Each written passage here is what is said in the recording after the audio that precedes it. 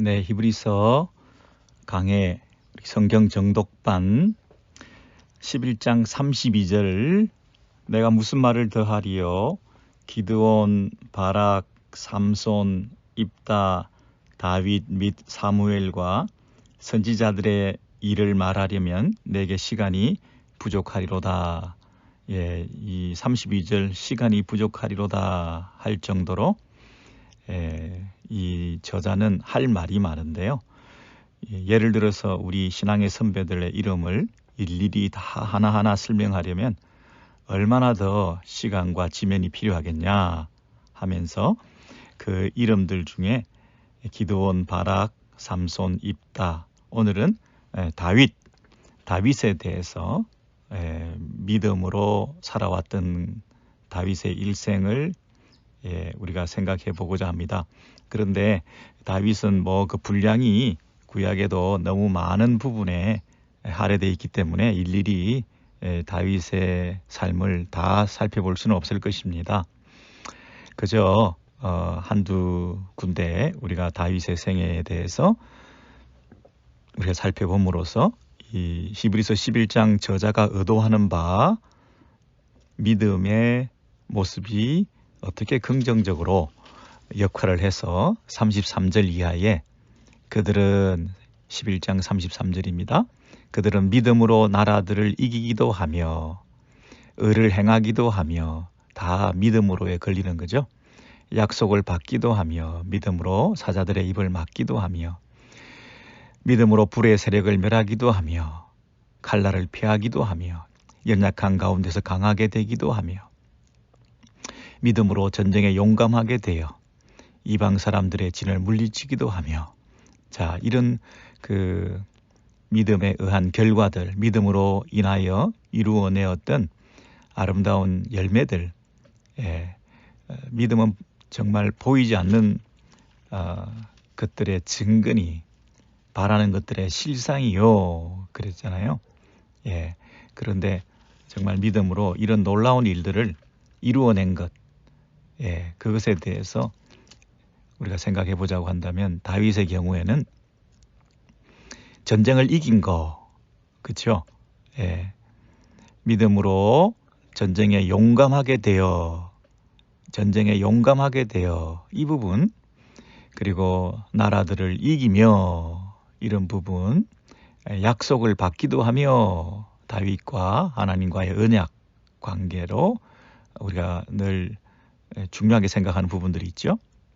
그리고 의를 행하기도 하며 어렵게 믿음 안에서 승리한 그런 예들이 많이 있죠. 여러분, 다윗의 그 긍정적인 면, 부정적인 면이 다 있겠습니다만은 이렇게 믿음으로 승리하고 전쟁에 용감하게 되고 한 이런 대목들에 대해서 우리가 무엇보다도 골리앗과의 싸움에 대해서 생각하지 않을 수 없죠. 우리가 흔히 골리앗을 만났다. 이 불신자들도 세상의 어떤 신문지상에도 스포츠 경기에서나 또는 대기업과의 어떤 작은 기업에서 아이디어를 가지고 그것으로 매출을 많이 올렸다든지 서로의 경쟁에서 승리했다든지 상대적으로 비교해 볼 때 전혀 게임도 되지 않는 그런 상대가 승리하고 성공했을 때 흔히 이 다윗과 골리앗의 예를 들지 않습니까? 고스란히 그것을 우리 성도들이 늘 체험해야 할 것이라고 생각합니다. 세상의 그 비유를 우리가 뺏기지 말고 우리가 찾아와야 될 것입니다. 찾아온다는 얘기는 우리가 매일 삶 속에서 이 다윗과 골리앗의 싸움을 하고 있다 이렇게 말할 수 있죠. 여러분, 사무엘상 17장에 가셔서 잠깐 한 군데만 확인하고 돌아오도록 하겠습니다. 사무엘상 17장 43절 이하에 쭉 이렇게 보시죠. 438면인가요? 구약성경 438면 사무엘상 17장 쭉 보시면 이제 다윗과 골리앗이 서로 대립하고 있는 가운데 할례 받지 아니한 다윗의 대적 블레셋 사람, 하나님의 군대를 모욕한 이 블레셋 사람, 이런 면에서 이 다윗과 골리앗의 싸움은 단순히 큰 장수들끼리의 싸움이 아니고 블레셋과 이스라엘이라고 하는 나라들 간의 싸움이 아니고 그 배후에 있는 이방신들과 하나님, 이스라엘의 참된 왕이신 하나님과의 싸움이라는 거죠. 그래서 이스라엘의 신이 하나님이다, 여호와다, 이런 민족신 개념으로 가는 게 아니라 하나님께서 이스라엘을 택하셔서 온 세상 만방에, 온 땅에 하나님의 영광을 드러내고 하나님을 예배할 수 있는 그런 세상을 만드시기 위한 제사장 나라로 이스라엘을 택하셨기 때문에 단순히 이스라엘의 한 민족신 개념이 아니라 온 세상에 참 유일하신 한 분 하나님을 섬기는 이스라엘이 모든 전쟁에서 하나님을 의지할 때에 어떤 결과를 초래하는가 하는 것을 우리가 확인하게 되겠죠. 그리고 아브라함으로부터 약속된 하나님 나라의 진행을 가로막는 하나님 나라를 대적하는 세상 나라와의 싸움이라는 면에서 이것은 언약적 믿음을 가지고 있어야 되는 거죠. 아브라함으로부터 시작된 하나님 나라의 약속하신 하나님의 그 승리가 또 여기 하나님 나라를 가로막고 대적하는 이 블레셋을 어떻게 이기시는가? 그러면 이 다윗이 가져야 될 믿음이라고 하는 것은 하나님 나라에 대한 믿음이죠. 다윗은 단순히 이스라엘이라고 하는 민족 수호신 정도의 하나님에 대한 믿음이 아니라 온 세상 열방을 통치하시고 천지 만물을 창조하신 참 왕, 한 분 왕이신 그 하나님에 대한 경외심을 가지고 이 전쟁에 참여해야 되는 것이고, 그 하나님이 우리들에게 약속하시고 언약을 맺으시고 그 언약의 당사자들인 이스라엘이 그 하나님과 어떤 관계 속에서 신실하게 하나님의 일에 참여해야 될 것인가, 이런 부분에서 믿음을 가지고 있었어야 된다 하는 것이죠. 뭐 단순히 믿습니다 해서 전쟁에서 이길 줄 믿습니다, 내 소원이 이루어질 줄 믿습니다, 내 뜻이 이루어질 줄 믿습니다, 이 전쟁에서 내가 승리할 줄 믿습니다 하는 그런 자기 확신, 자기 체면, 자기 소원에 대한 기대와 성취를 절대자에 대해서 의존하는 태도를 가지는 그런 정도의 믿음을 말하고 있는 것이 아니죠. 언약적인 신실하신 하나님 나라와 관련된 이 믿음을 우리 가지고 있는가? 아브라함이 갈 바를 알지 못하고 나아갔던 것처럼, 그죠? 하나님 나라에 대한 약속 하나를 가지고 후사가 하나도 없는데도 불구하고 하늘의 별처럼 바다의 모래알처럼 하나님 나라가 창성케 될 것이라는 그 믿음을 가지고 고향을 떠나 더 나은 본향을 향하여 갔던 것처럼, 지금 다윗도 그런 면에서 이 전쟁에 참전하고 있는 거죠. 단순히 다윗의 그 용감함, 다윗의 어떤 겁없음, 다윗의 어떤 그 당돌함, 이런 측면만 부각되어서는 안 되겠죠. 다윗이 가진 믿음, 그 믿음의 내용이 누구고 믿음의 대상이 무엇이며 어디까지 바라보고 있는 믿음인가. 그런 면에서 다윗이 평소에 불렀던 노래들, 평소에 가졌던 신앙들, 이런 것들이 다 이렇게 묻어나 있다, 이렇게 말할 수 있습니다.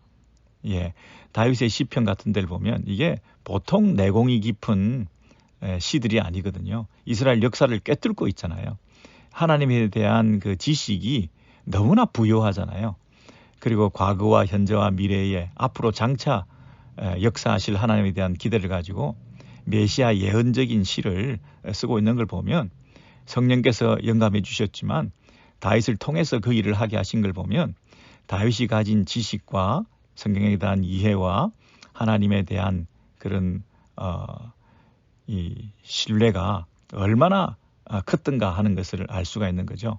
그래서 하루아침에 이 전쟁에 참전하게 되어서 용감하게 무찔렀다 하는 게 아니고 이미 다윗이 가지고 있는 하나님에 대한 이해가 깊었고 그 하나님에 대한 신뢰와 믿음을 가졌기 때문에 그 하나님이 모욕을 당한다는 건 참을 수가 없었던 것이고, 그 하나님의 이름을 신뢰하고 나아가서 전쟁에서 승리하겠다고 하는 이 확신을 가지고 이 전쟁에 나아간 것이지, 갑자기 무슨 힘을 받아가지고 뛰쳐나가가지고 그런 거 아니라는 거죠. 그런 얘기가 사무엘상 17장에 꾸준히 이렇게 쭉 나오고 있습니다. 골리앗과 다윗이 서로 대조되고 있잖아요. 다윗은 연소하고 어리고 그리고 무기도 없고 경험도 없고 그리고 사이즈도 작고 그리고 돌팔매와 물맷돌 몇 개 이렇게 들고서 무슨 중무장을 한 그리고 키도 엄청 큰 그런 군인 이 골리앗을 상대로 어떻게 이기겠습니까? 게임이 안 되는 거죠. 자, 그런데 다윗이 43절에 보시면 17장 43절에 보시면 블레셋 사람이 다윗에게 이르되 네가 나를 개로 여기고 막대기를 가지고 내게 나왔느냐 하고 밑줄 치시죠. 그의 신들의 이름으로 다윗을 저주하고 그랬죠. 블레셋 사람이 이 골리앗이 단순히 자기 힘을 믿고만 나온 게 아니고 자신들의 신들의 이름으로 나왔다 이렇게 말하는 거죠. 그리고 45절에 보시면 다윗이 이제는 블레셋이 다윗에게 그렇게 43절에서 말했는데 이제는 거꾸로 다윗이 블레셋 사람 골리앗에게 나는 누구 이름으로 나가는지 너는 너희들 신들의 이름으로 나왔는데 나는 여호와 하나님의 이름으로 나왔다 이렇게 얘기를 합니다. 45절에 다윗이 블레셋 사람에게 이르되 너는 칼과 창과 단창으로 내게 나오거니와 나는 만군의 여호와의 이름으로 곧 네가 모욕하는 이스라엘 군대의 하나님의 이름으로 내게 나아가노라 그랬죠. 그래서 블레셋과 이스라엘의 전쟁이 아니고 다윗과 골리앗의 전쟁이 아니라 블레셋의 신들과 그리고 여호와 하나님 그분과의 전쟁이다. 이 프레임을 우리가 늘 잊지 말아야겠습니다.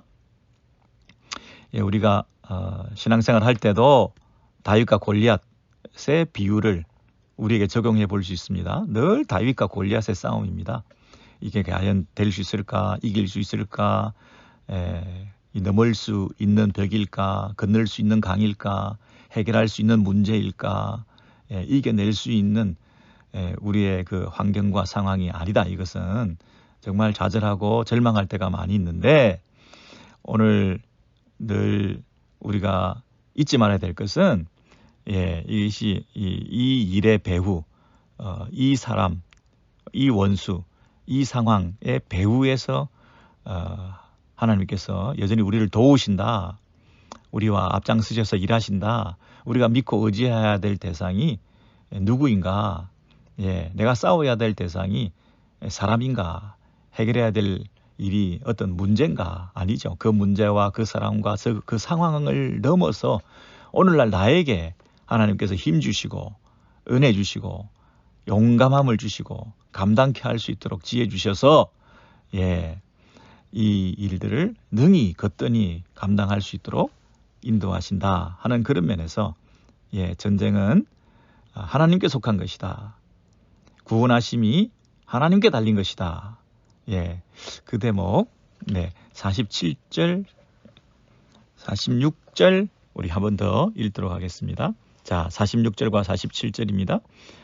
오늘 여호와께서 너를 내 손에 넘기시리니 내가 너를 쳐서 내 목을 베고 블레셋 군대의 시체를 오늘 공중의 새와 땅의 들짐승에게 주어 온 땅으로 이스라엘의 하나님이 계신 줄을 알게 하겠고, 또 47절 여호와의 구원하심이 칼과 창에 있지 아니함을 이 무리가 알게 하리라. 전쟁은 여호와께 속한 것인즉 그가 너희를 우리 손에 넘기시리라. 여러분 46절과 47절에서 제일 중요한 구절이 어디라고 생각하십니까? 블레셋 사람 골리앗과 이 다윗이 지금 전쟁을 치르는데요.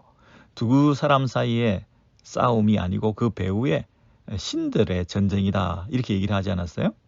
예. 그런데 다윗은 자기가 믿는 이스라엘의 하나님, 그분이 어떤 하나님이라고 지금 믿고 있는 거죠? 다윗이 여호와 하나님에 대한 그 믿음을 가지고 이 전쟁에 참전하는데, 이 전쟁을 통해서 여호와 하나님께 어떤 감사와 찬송과 영광을 돌리기를 원하느냐, 이 부분이 중요한 거죠. 하나님의 이름을 걸고 나왔으면 그 하나님의 이름의 결과가 전쟁 승리를 통해서 나타날 때 그 하나님의 이름을 높이고 영광스럽게 하고 하나님의 이름을 알리고 하는 면에서 이 전쟁에 목적이 있다 하는 그 의식을 가지고 있느냐는 거죠.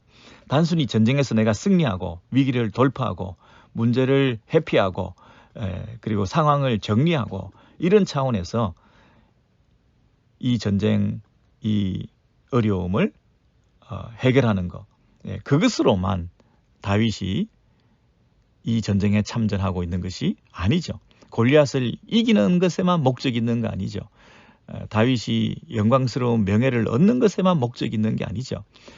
다윗은 이 전쟁 승리를 통해서 결과적으로 궁극적으로 하나님의 이름이 드러나기를 원하는 거잖아요. 전쟁 승리, 내가 전쟁 승리하는 데 목적이 있는 게 아니라 이 전쟁을 승리케 하신 그 하나님을 드러내는 것, 나타내는 것, 그 하나님께 영광을 돌리는 것, 많은 사람들이 그 하나님께 찬양을 올리는 것, 이것이 전쟁을 시작하는 이유라는 것이죠. 다윗이 왜 전쟁에 참전하느냐?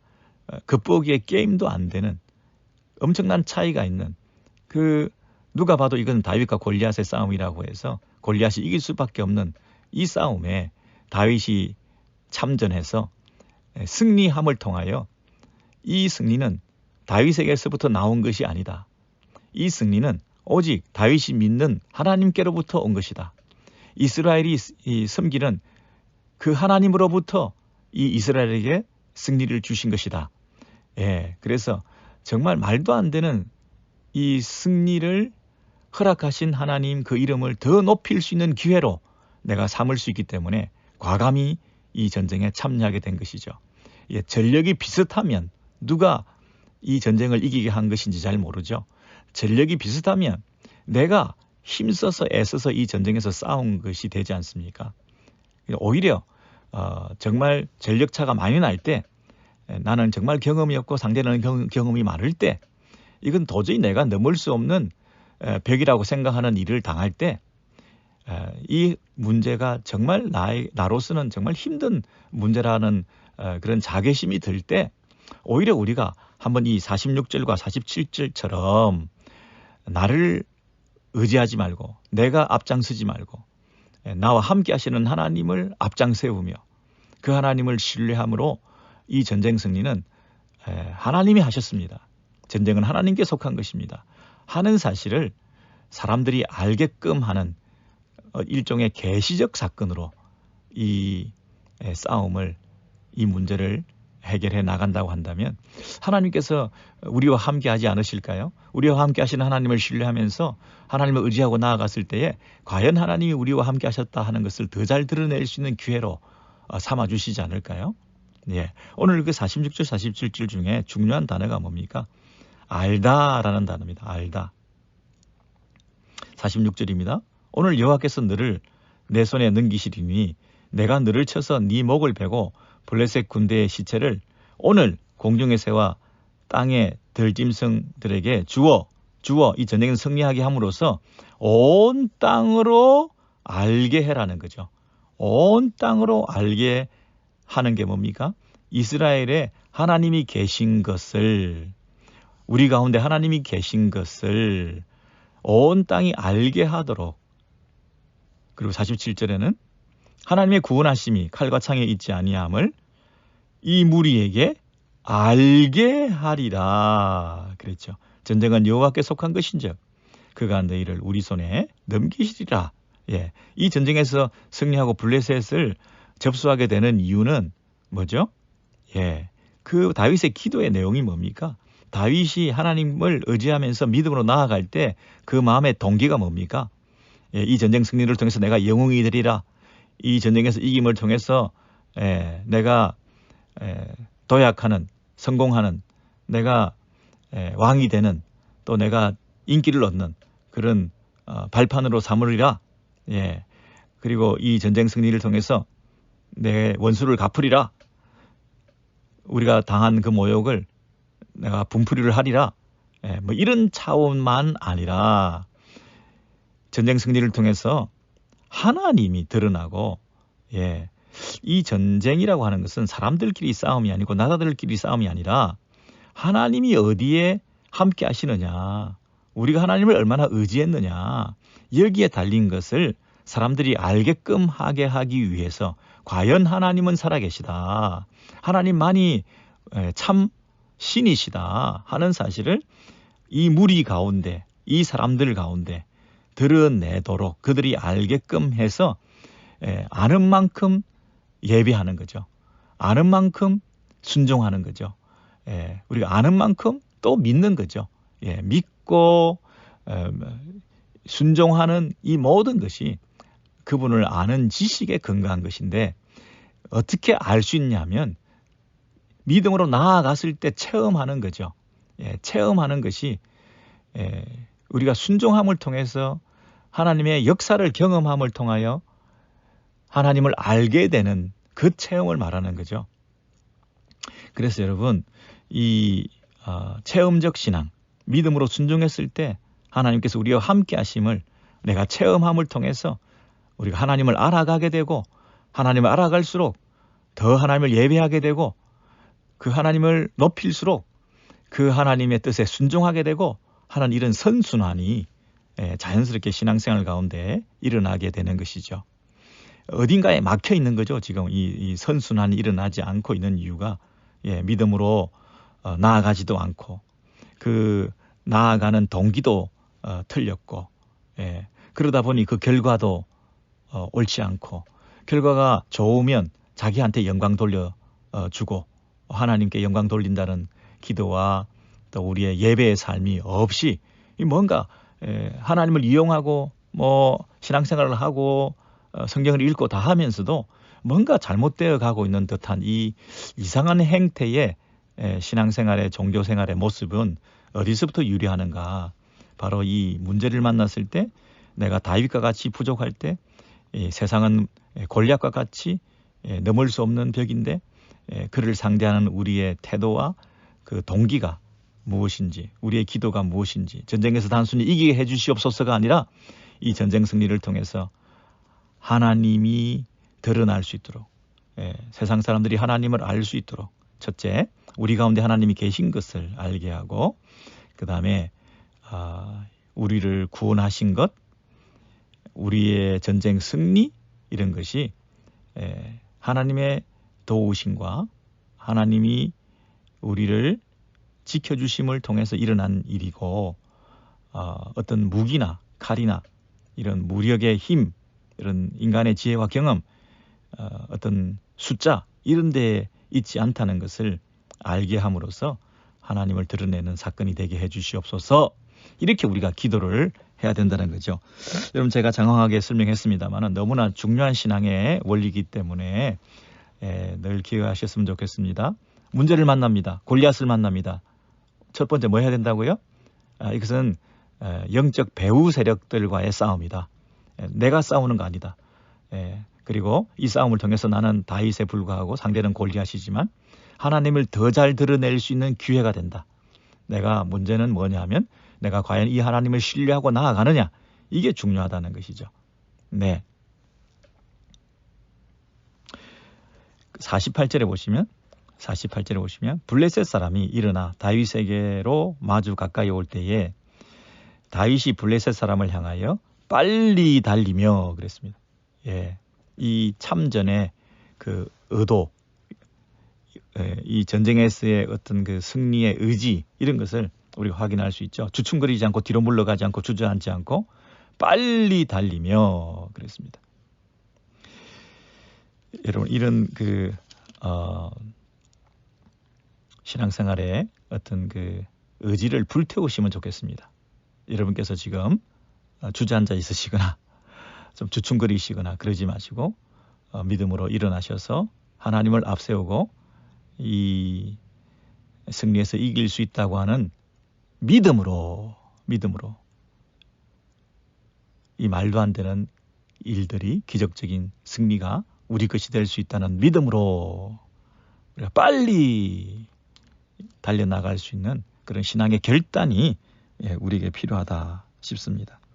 여러분 이렇게 다윗의 생애 가운데 중요한 사건 하나, 다윗과 골리앗의 싸움에 대해서 그것이 믿음이었다. 그리고 믿음의 대상과 믿음의 내용, 그리고 이스라엘이 단순히 한 세상 나라들 중에 한 나라가 아니라 하나님 나라였다는 사실, 하나님이 아브라함부터 세워나가셨던 하나님이 왕이신 나라, 하나님이 다스리시는 하나님의 나라에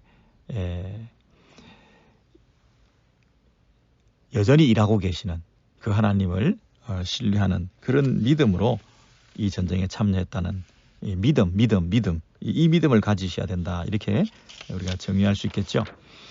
그런데 이 다윗이 이 전쟁을 통해서 승리하고 난 다음에 이제 뭐 사울의 시험을 받기도 하고 뭐 이 기름 부음을 받았으나 10년, 15년이 지나도 왕이 되지 않고 계속 고난의 세월을 보내면서 다윗에게 이 사울이 늘 그 가시 역할을 하면서 계속 추적하고 공격하고 죽이려 들고 하는 일들이 계속 진행됩니다. 그 일이 뭐 10년, 15년 이렇게 계속되었기 때문에 얼마나 고통스러웠겠습니까? 그러나 약속을 받은 자였기 때문에 그 약속을 주신 분에 대한 믿음을 가졌기 때문에 그 믿음으로 시험과 환난들을 잘 통과해낼 수 있었던 것이죠. 그래서 다윗의 생애는 늘 승리와 형통만 있었던 것이 아니라 다윗은 한마디로 고난의 삶을 살았다. 이렇게 말할 수 있습니다. 그래서 다윗의 시들을 보면 다 애통하고 또 하나님 앞에 울부짖는 그런 시들이 참 많습니다. 뭐 아들 압살롬을 통해서 공격받았던 이런 경우도 시에 여러 편 나타나 있고요. 그래서 우리의 진정한 믿음은 형통할 때가 아니라 이런 위기와 고난의 상황에서 진정한 믿음을 드러내었던가 하는 것을 우리가 살펴볼 수 있잖아요. 그래서 이 다윗의 생애를 뭐 사무엘 상하에서 쭉 보기보다는 시편을 우리가 보면 이 내면의 깊은 다윗의 믿음의 그 심지와 그 내용들을 확인해 볼 수가 있어요. 이 연대기적인 역사 기술, 사건의 어떤 연속을 기록한 이 역사서를 보면 다윗의 내면의 깊은 그 믿음의 내용들을 잘 살필 수가 없는데 다윗의 그 믿음이 잘 표현되어 있는 시편들을 보면 과연 이 사람이 믿음의 사람이었구나. 무엇을 믿었는가, 어떻게 믿었는가 하는 것을 확인하게 될 때 우리가 그 믿음을 배울 수 있게 되는 거 아니겠습니까? 그래서 우리 다윗 연구에 있어서 절대로 필요한 것은 다윗이 쓴 시편에 대한 연구이죠. 뭐 여호와는 나의 목자시니 내게 부족함이 없다 할 때 이런 어떤 그 확신, 이것이 믿음이잖아요. 그런데 그런 그 목가적인 시편인 줄 알았던 시편 23편에도 보면 사망의 음침한 골짜기, 원수의 목전에서 뭐 이런 대목이 나오는 걸 보면 이게 단순히 뭐 푸른 언덕에 실만한 물가로 푸른 초장으로 이렇게 서정적인 이런 시가 아니죠. 그 영적 전쟁의 현장에서 부르는 노래라고 말할 수 있을 정도로 사망의 음침한 골짜기를 지나고 원수의 목전에서 그럼에도 불구하고 그 안에서 그 상황에서 그 전쟁통 속에서 그 원수의 눈앞에서 하나님에 대한 믿음을 어떻게 가졌던가. 여호와는 나의 목자시니 내게 부족함이 없다. 하나님 한 분으로 만족할 수 있는 그런 믿음을 가지고 전쟁통 속에서도 잠을 편히 자고 평강을 얻고 지난 밤을 하나님이 지켜주셨다 하는 그런 믿음을 표현하고 하는 이 시들이 얼마나 아름답게 그 믿음을 표현하고 있는지 모릅니다. 여러분 시편 우리 18편 한 편만 한번 가셔서 보도록 하겠습니다. 이 성경을 딱 이렇게 절반 정도로 이렇게 딱 나누시면 시편이 나옵니다. 시편 18편 814면인데요. 814면. 이 시편 18편은 이 다윗이 이제 원수들, 사울 이런 사람들의 그 공격과 추격과 그들이 주는 고통에서 어려움을 당하는 그런 상황에서 그 어려움 그 자체에 대해서 너무 매몰되지 않고 하나님 앞에 노래하고 찬송하고 있는 그런 신앙을 잘 표현하고 있거든요. 18편의 그 표제에 보셔도 아시겠습니다만은 다윗을 하나님께서 모든 어려움 속에서 건져주신 그런 상황에서 하나님을 노래하고 있다 이렇게 말하고 있잖아요. 거기 보시면 18편 1절을 나의 힘이신 시편 18편 2절 여호와는 나의 반석이시요. 여러분 반석 요새 하나님 바위 방패 구원의 뿔 산성 그런 단어들이 쭉 나오는데요. 그 단어 앞에 반복되는 단어가 나의라는 거잖아요.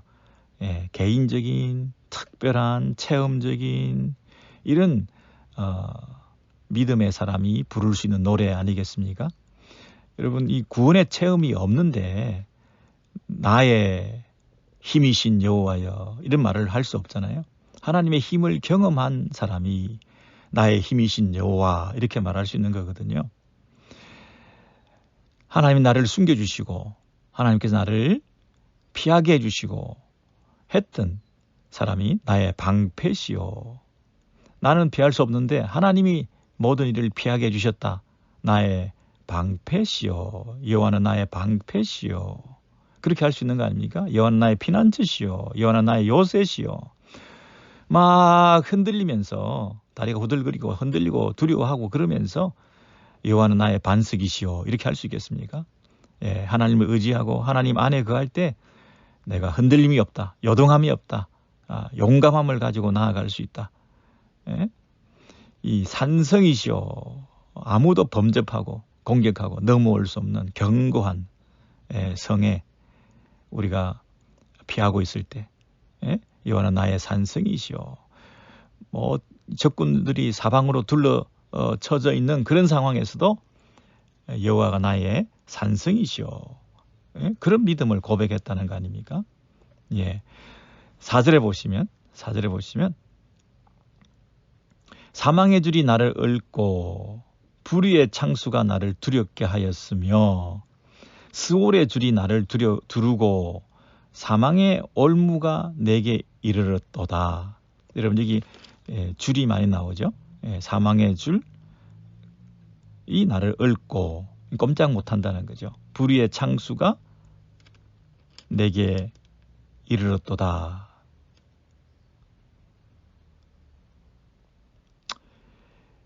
스올의 줄이 나를 두르고 그러니까 이 고통의 정도가 어느 정도인지 아시겠죠?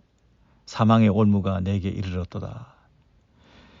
6절입니다. 내가 환난 중에서 여호와께 아뢰며 나의 하나님께 부르짖었더니 그가 그의 성전에서 내 소리를 들으시며 그의 앞에서 나의 부르짖음이 그의 귀에 들렸도다. 여러분 쭉 보시면 그 어떤 어려움, 어떤 환난 상황에 다윗이 놓였었던가 하는 것을 잘 시적인 표현으로 쭉 하고 있습니다.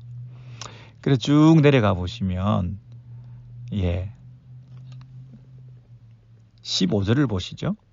15절. 이럴 때에 여호와의 꾸지름과 콧김으로 말미암아 물밑이 드러나고 세상의 트가 나타났도다. 그가 높은 곳에서 손을 펴사 나를 붙잡아 주심이여 많은 물에서 나를 건져내셨도다. 여러분, 그가 높은 곳에서 손을 펴가지고 나를 붙잡아 주시고 많은 물에서 떠내려가지 않도록 나를 건져내셨도다. 나를 강한 원수와 미워하는 자에게서 건지셨으며 그들은 나보다 힘이 세기 때문이로다. 그들이 나의 재앙의 날에 내게 이르렀으나 여호와께서 나의 의지가 되셨도다. 나를 넓은 곳으로 인도하시고 나를 기뻐하심으로 나를 구원하셨도다. 할 때 다윗이 받은 구원, 다윗이 받은 하나님의 은혜 체험, 다윗을 하나님께서 살려주시고 피할 길을 내시고 여기까지 인도하신 것에 대한 노래를 부를 때 다윗이 어떤 노래를 그대로 베끼고 있느냐 하면요. 어디를 그대로 인용하고 있느냐 하면요. 그 물밑이 드러나고 세상의 트가 나타나고 하는 그 출애굽 체험에 대해서 지금 얘기를 하고 있어요. 많은 물에서 나를 건져내셨도다 하는 이 대목이죠. 여러분 이 시편 18편을 잠시 두시고 우리 출애굽기 15장을 이제 마지막으로 한번 살펴보겠습니다. 출애굽기 앞으로 가셔서 출애굽기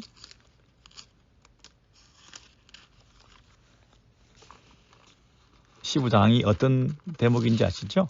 출애굽의 노래. 이스라엘이 애굽에서 나와서 홍해를 가르고 나와서 감사의 노래를 드리고 있는 그 대목. 출애굽기 15장을 여러분 보시겠어요? 15장 1절부터 우리 104면이죠. 출애굽기 15장을 여러분 꼭 살펴보십시오.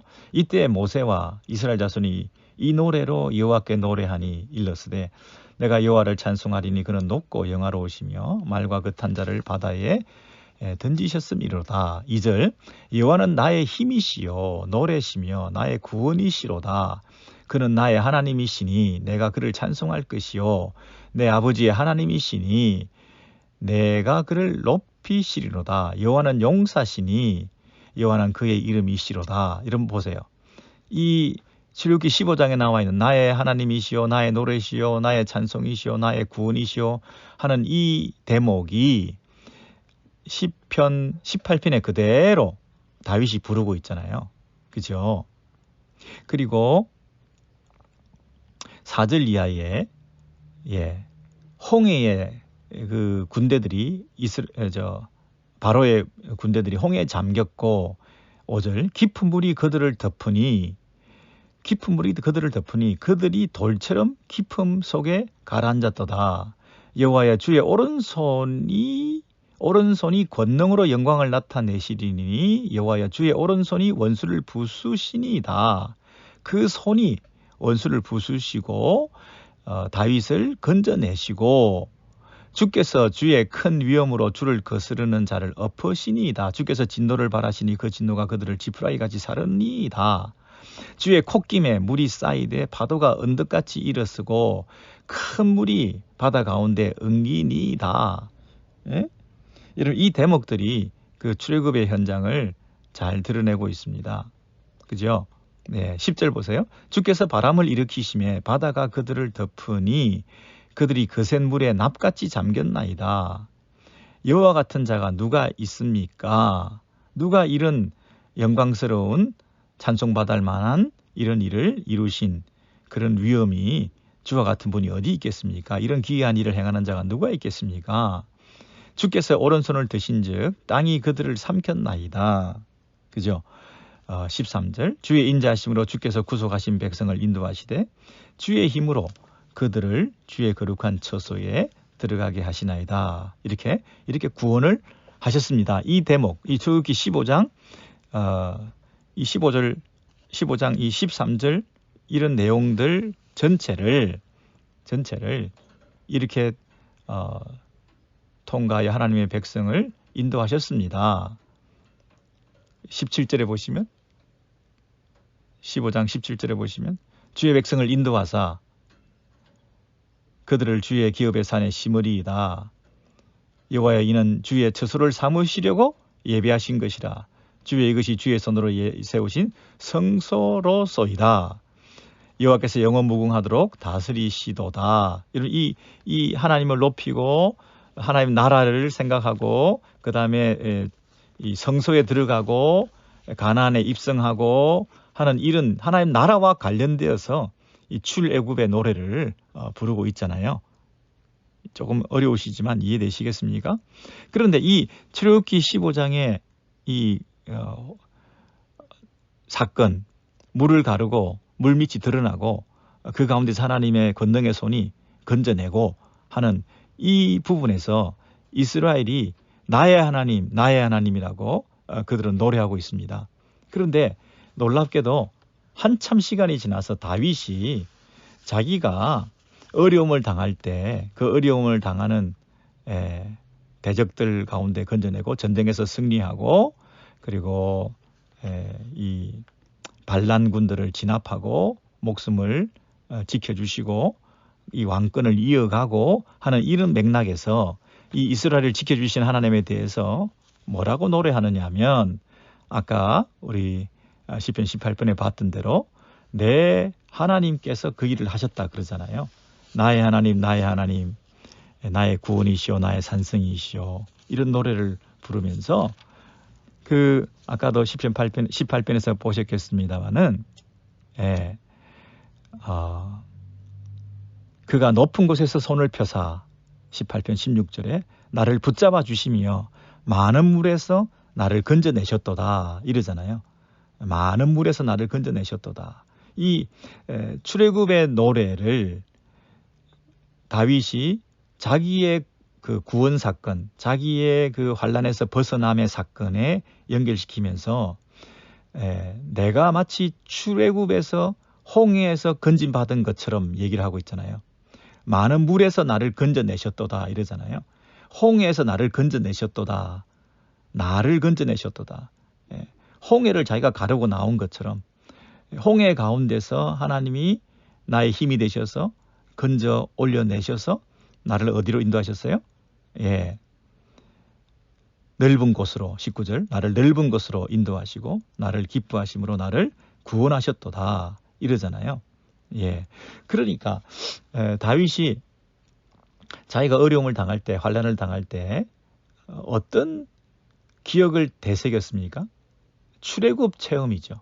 이스라엘 백성을 하나님께서 어떻게 살려주셨던가, 어떻게 홍해를 가르고 나왔던가, 그리고 그 출애굽 사건에 자기가 마치 있었던 것처럼 하나님이 나를 건져내셨다 이렇게 얘기를 하잖아요. 그러면 여러분 우리가 이게 다윗이 가진 신앙이라고 하는 게 생각보다는 깊죠. 문제를 만났을 때 하나님 살려주십시오. 문제를 만났을 때 믿습니다. 나를 건져주실 줄 믿습니다. 하는 그런 믿음 차원이 아니라 하나님께서 출애굽 때부터 하나님께서 태초부터 우리를 택하시고 부르시고 책임지시고 건져내시고 살려주시고 구원해 주시고 이스라엘의 삶을 이스라엘의 그 역사를 꿰뚫고 계시는 거잖아요.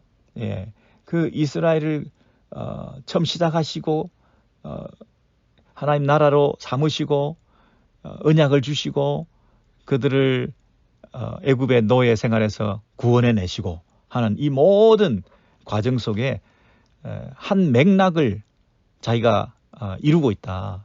오늘날 다윗이 나만의 왕국 이스라엘이 아니라 내가 오늘 이곳에 있게 된 것은 하나님께서 이스라엘을 시작하신 출애굽하신 그때부터 동일하게 하나님의 손길이 머물고 있고 이 하나님의 나라는 계속되고 있고 그리고 처음 하나님께서 살려내신 그 이스라엘의 기원과 정체성에 대한 이해를 가지고 내가 어려움 속에 나도 구원받았다고 하는 이미 하나님이 그때부터 나를 아시고 구원에 참여케 하시고 이 나라에 함께 속해 있게 하셨다고 하는 이런 역사를 초월하고 시공간을 초월하는 하나님의 일하심에 대한 하나님의 절대자, 하나님의 무한하신 능력, 하나님이 시공을 초월하셔서 이미 나를 아셨다고 하는 그때부터 나를 구원의 반열에 두시고 그 나라의 왕권을 이어가게 하시고 하나님 나라에 속한 자로 부르시고 지금 이 전쟁을 수행하고 이 어려움을 벗어나고 하는 것들도 다 하나님께서 계획하신 섭리 안에서 일어난 일이다 하는 것을 받아들이게 된 거죠. 적어도 이 다윗의 믿음은 굉장히 통시적이고 굉장히 역사적이고 굉장히 차원 높은 이런 하나님에 대한 신뢰를 가지고 있다는 것입니다. 단순히 지금 문제를 해결하려고 하지 말고 하나님께서 지금까지 어떻게 일해 오셨는가, 하나님이 얼마나 크신 분이신가 하는 맥락에서 우리가 하나님의 계획과 섭리와 주권에 대한 우리가 믿음을 가지게 될 때 예정론이라는 것도 믿겨질 수 있는 거죠. 미리 이미 하나님께서 우리를 부르셨다고 하는 사실. 여러분 이걸 좀 더 쉽게 얘기를 하면 이렇습니다. 오늘날 우리가 어려움을 당합니다. 근데 이스라엘 백성이 어려움을 당할 때, 다윗이 고통을 당할 때 출애굽을 경험하게 되는 것처럼 내가 출애굽에서 구원받은 그 사실을 연상하면서 나도 그 출애굽에서 구원받았다 하면서 현재 이 어려움 속에 여전히 하나님의 구원의 손길을 느꼈던 것처럼 동일하신 하나님에 대한 믿음을 가졌던 것처럼 우리가 이스라엘 백성이 출애굽을 생각하면 이스라엘이 항상 문제를 만날 때 너희를 건져내신 출애굽하신 그 하나님을 기억하라. 잊지 마라. 기억하라. 네가 어떤 백성이냐. 하나님이 너를 건져내지 않았느냐 하는 사실을 기억할 때 많은 문제들이 해결되었던 것처럼 그죠? 이렇게 건져내신 분이 동일하신 하나님께서 지금 오늘 이 상황에 우리를 그냥 내버려 두시겠느냐. 똑같은 구원의 체험들을 하게 하시는 그 하나님에 대한 믿음을 회복할 수가 있게 되는 거잖아요. 마찬가지로 우리가 어려운 일을 당하면 우리는 뭘 쳐다봐야 될까요? 우리가 지금 신약 백성들이 어려움을 당할 때, 문제를 만날 때, 위기 상황에서 막다른 골목에 처했을 때 우리는 뭘 생각해야 될까요? 십자가입니다. 여러분 십자가. 십자가에서 우리를 건져내신, 십자가에서 우리의 문제를 다 해결하신, 십자가에서 이미 우리를 다 용서하신 그 하나님의 이 절대적 사랑과 구원 사건, 이스라엘이 출애굽을 기억하는 것 이상으로 우리는 이미 일어난 십자가 안에서 예수께서 이루신 그 승리, 모든 질병을 다 고쳐주시기 위해서 그분은 그 질병의 근본 원인인 죄의 문제를 짊어지시고 십자가에 달려 죽으심으로 그 모든 인간의 고통을 처리해 주신 거거든요. 그래서 내가 지금 질병으로 불안해하고 있으면 이 질병을 고쳐주십시오라고 기도할 수 있는 근거가 이 십자가에 있다는 것입니다. 죄를 덮어주시고 제 증상들을 이미 다 처리하시고 십자가에서 모든 것을 이루셨다, 다 이루었다 하신 그 십자가를 우리가 바라볼 때 나도 그 십자가에서 다 이루어진 결과에 속하게 되는 거잖아요. 나도 큰 물에서 건져졌다, 이렇게 말할 수 있는 거잖아요. 나도 예수와 연합되어서 십자가에서 내 문제가 다 처리되었다, 해결되었다, 정리되었다, 용서받았다, 이미 고통은 없어졌다, 이렇게 믿는 거잖아요. 현재 내가 물론 고통을 당할 수가 있죠. 그러나 그 고통을 이길 수 있는 유일한 근거는 우리가 어떤 믿음을 가질 때 십자가 안에서 이미 다 고통을 처리하셨다. 그 고통은 하나의 현상으로 증상으로 나타난 것이지, 예, 그 고통에 몸부림치고 그 고통 때문에 몸을 떨고 그 고통 때문에 우리가 죽을 것 같고 하지만 그런 어려움은 현실적으로 피부로 느끼고 있는 것이긴 하지만 그러나 우리의 소망과 믿음이라고 하는 것이 이미 그 고통을 이기신 그리고 그 고통을 잊게끔 한 그 문제의 근원적인 문제를 처리하신 십자가의 사건을 통해서 이 고통조차도 잊을 수 있는, 참아낼 수 있는, 견뎌낼 수 있는 그런 우리의 신앙을 가지게 된 거죠. 옛날에는 조금 몸이 아프면 고통스러우면 죽겠다고 신앙도 저버리고 그랬는데 이제는 아무리 고통스럽고 아무리 인생이 괴롭고 아무리 이 몸에 통증이 많이 있고 안 아픈 데가 없고 그렇다 할지라도 물론 그것이 쉽지 않은 일이지만 그러나 그 문제가 이미 처리되었다고 하는 믿음을 십자가 안에서 내가 예수께서 죽으셨을 때 나도 연합되어서 같이 죽었다는 사실 그리고 모든 문제가 해결되었다고 하는 그 사실 그 속에서 나는 이미 다 구원을 받았다. 내가 그냥 재용서 받고 영생을 얻고 영적인 구원을 받았다. 천국 간다. 이런 차원이 아니라 그 십자가가 모든 것을 다 짊어지시고 가셨기 때문에 그 질병과 그 질병의 현상들과 정세들과 그 질병의 근본 원인 죄 문제를 처리하심을 통해서 죄가 더 이상 기능하지 못하는 죄가 더 이상 우리에게 아픔을 주지 못하는 그런 어떤 믿음을 내가 이미 소유했기 때문에 이 믿음을 가지고 십자가를 붙들면 그 십자가 안에서 통증도 먹고 그 십자가 안에서 확신도 가지고 그 십자가를 붙들고 우리가 죽더라도 죽음 너머의 부활을 체험하고 영원히 살게 되고 궁극적인 승리를 우리가 얻을 수 있는 거 아니겠습니까? 진정한 승리는 십자가 안에 있는 것이거든요.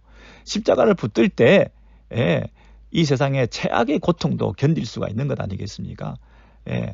이게 뭐 고통스러울 때 우리가 말로는 쉽지만 얼마나 우리가 몸에 통증을 뭐 손톱 밑에 무슨 가시가 들어가서 통증을 느껴도 이거 살기가 어렵고 힘들고 고통스럽고 퉁퉁 붓고 여기저기 문제를 만났을 때 이걸 치료해야 되고 병원에 가야 되고 좋은 의사 만나야 되고 물론 그렇죠. 물론 그게 정상인데 물론 당연한 것인데 그럼에도 불구하고 이거 고쳐주시옵소서만이 아니라 이 문제만 해결되면 살 것 같아 이런 느낌이 아니라 이 가난과 이 고통과 이 문제만 해결하면 그게 천국이다 이런 개념이 아니라 이 고통 이 문제를 이미 다 처리하셨다는 믿음을 가지고 십자가 안에서 나도 구원받았다 모든 것이 이미 해결되었다 하는 믿음을 가지고 담담히 여유롭게 조금 더 조급해하지 않고 조금 더 인내하며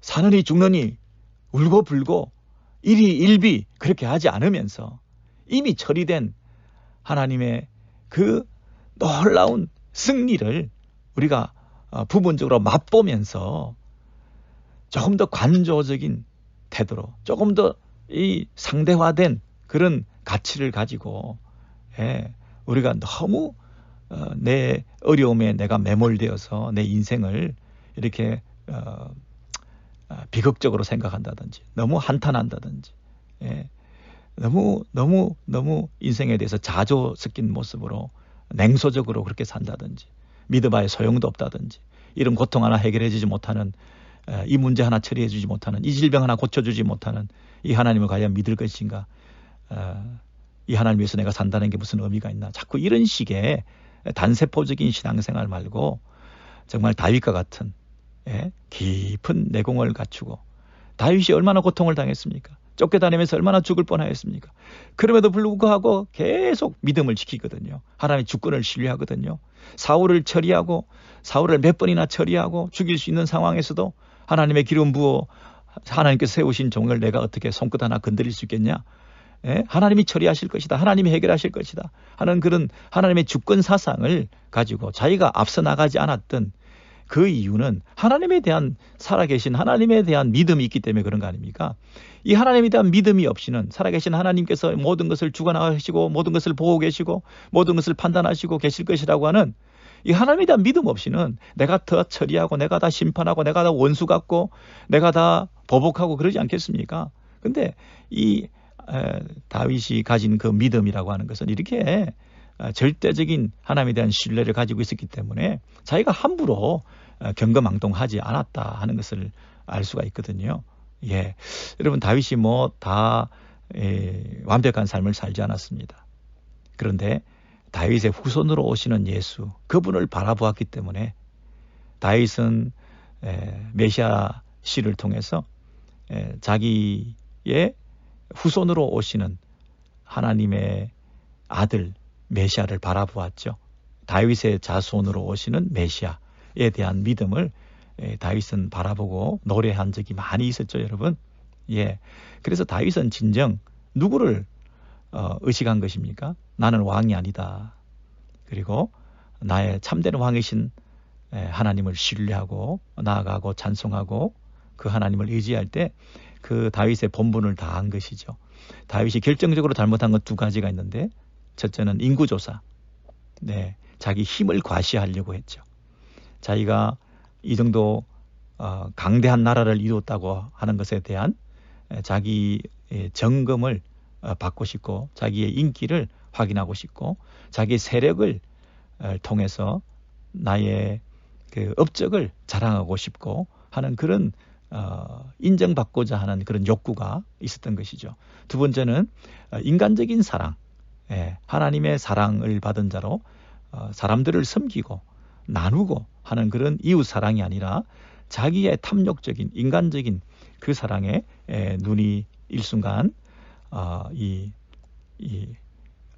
범죄하는 사건을 통해서 이 두 가지 문제를 그나마 완벽한 하나님의 마음에 합한 자로서 살아갔지만 이 불완전한 모습을 두 가지 면에서 보였는데, 다윗의 후손으로 오시는 예수, 그분은 완벽한 다윗으로 완벽한 왕으로 오셔서 인간적인 사랑을 베푼 것이 아니라 하나님의 참 사랑을 드러낸 분이시고, 영원한 완전한 사랑을 드러낸 분이시고, 차별 없는 사랑을 드러낸 분이시고, 자기애, 자기 사랑 이런 것을 하지 않고 끝까지 자기를 부인하시며 하나님 앞에 믿음을 지키고 이웃을 사랑하기 위해서, 모든 사람들을 차별 없이 사랑하기 위해서 목숨까지 내어놓으시며 당신의 참사랑을 드러내신 분이시고, 그리고 그분이 힘이 있고 권력이 있었지만 인구조사를 통해서 자기 세력을 과시하려고 하는 그런 왕이 아니라 천군 천사를 다 불러서 12영 되는 이 군대를 불러서 이 십자가에서 벗어나게 하고 대적들을, 원수들을 처리할 수 있음에도 불구하고 자기 힘을 쓰지 않으신 거죠. 자기를 위해서 자기 힘을 쓰지 않으신 분이 예수 그리스도시죠. 예수 그리스도 그분은 네가 하나님의 아들이면 십자가에서 내려와봐라 할 때 그때도 자기를 위해서 기적을 베푸신 분이 아니셨죠. 그래서 자기 힘을 오용하거나 남용하지 않고, 인구조사를 통해서 자기 세력을 확인하려고 하지 않고, 인간적인 사랑에 빠지지 않고, 이 예수 그리스도 그분이야말로 완전한 왕으로서 다윗의 그 불완전성을 극복한 다윗의 후손이신 메시아 예수 그리스도를 통해서 우리에게 진정한 왕으로 오시는, 하나님 나라의 진정한 왕으로 우리를 지금도 다스리고 통치하시는 완전한 왕이 다스리는 나라에 속해 있는 이 기쁨, 완전한 지도자와 완전한 통치자 아래에서 선하심과 인자하심으로 우리를 지금도 공의롭게 다스리시고 우리에게 무한정 사랑을 베풀어 주시는 그 왕국 안에 우리가 들어와 있다는 사실 때문에 그것이 주는 위로와 기쁨이 있고, 그 왕국에 대한 자부심과 하나님 나라에 속해 있다는 그 자랑과 그 왕이신 그분에 대한 순종과 그 왕을 향한 우리의 찬양과 예배가 계속될 수 있는 것이죠. 그런데 그 예배와 찬양, 그 섬김의 삶 이런 데 있어서 다윗이 많은 믿음의 본을 보여주고 있으니 얼마나 감사한지요. 오늘 이 다윗에 관한 일생을 잠시 추적하면서 그 다윗의 믿음의 원천이 무엇이었던가 하는 것을 우리가 살펴보았습니다. 십자가로 우리가 돌아가서 다윗이 출애굽을 노래하면서 내가 그 출애굽의 현장에 있었던 것처럼 내가 이미 구원받았던 그 사실을 이야기했던 것처럼 우리가 십자가를 통해서 우리의 구원의 노래가 더 깊어지시면 좋겠습니다.